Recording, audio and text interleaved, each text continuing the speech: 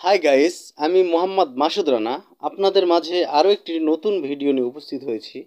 বর্তমান সময়ের সবচেয়ে আলোচিত বিষয় হচ্ছে রিপিট ব্রিডিং বা গরু গর্ভধারণ না হওয়া। এখানে আমি আপনাদের সাথে এই ভিডিওর মাধ্যমে আলোচনা করব একটি গরু কিভাবে ইনসেমিনেশন করলে গর্ভধারণ হার সবচেয়ে বেশি পাওয়া যায়।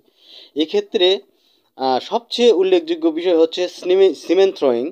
সিমেন থ্রোয়িংয়ের ক্ষেত্রে আমরা যদি একটু অসতর্কতাবশত কোনো রকম ভুল করি, সেই ক্ষেত্রে কনসেপ্ট রেট একবারে জিরোর পর্যায়ে চলে আসার সম্ভাবনা আছে।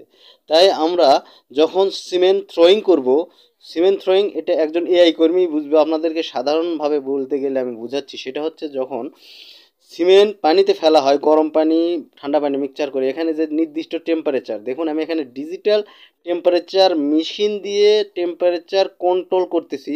এখানে আমরা 37 থেকে 40-এর নিচে টেম্পারেচার রেখে এখানে সিমেন্ট থ্রোয়িং করে 20 থেকে 30 সেকেন্ড অপেক্ষা করব।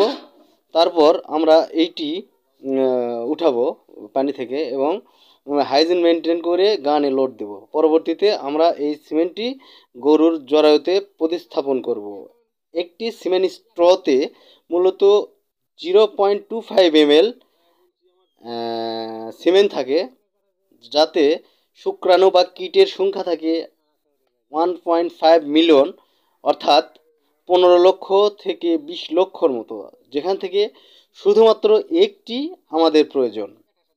যাই হোক বন্ধুরা, আমরা যারা কৃত্রিম প্রজনন করি, এই কৃত্রিম প্রজনন কর্মীদের অবশ্যই সিমেন থ্রোয়িংয়ের ক্ষেত্রে টেম্পারেচার অধিক গুরুত্ব সহকারে বিবেচনা করতে হবে। এই ক্ষেত্রে যদি আমরা গুরুত্ব কম দিই বা অবহেলা করি, অবশ্যই খামারের লস এবং যে কৃত্রিম প্রজনন কর্মী কৃত্রিম প্রজনন করবেন তারও ফিল্ডে বদনাম হয়ে যাবে যে এই কৃত্রিম প্রজনন করলে কনসেপ্ট রেট খুবই কম।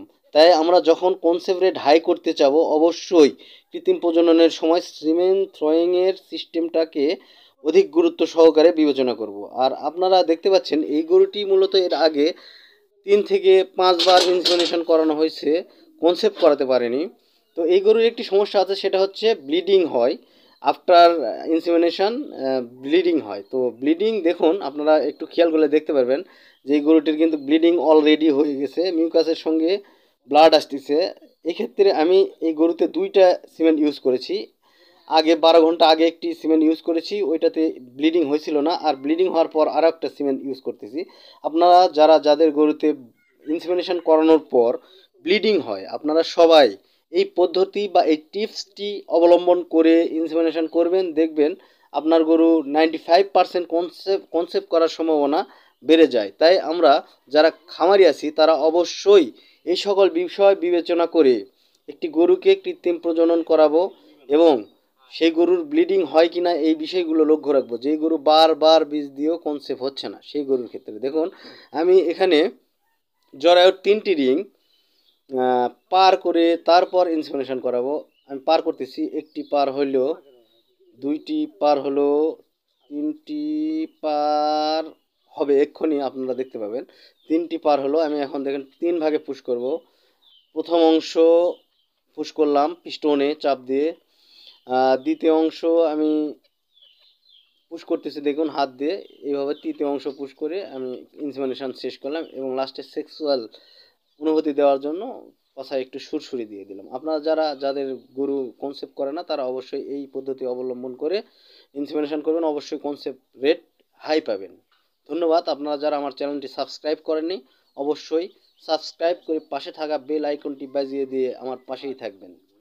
আর আপনাদের প্রতি আরও একটি অনুরোধ হচ্ছে, আপনারা অবশ্যই হিটটা কনফার্ম হওয়ার পর ইনসেমিনেশন করবেন।